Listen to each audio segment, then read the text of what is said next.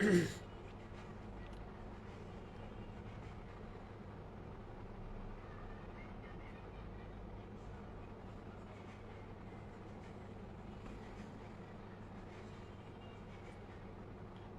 দেশের মানুষের জীবনের কোনো দাম নেই, জীবনের কোনো মূল্য নেই।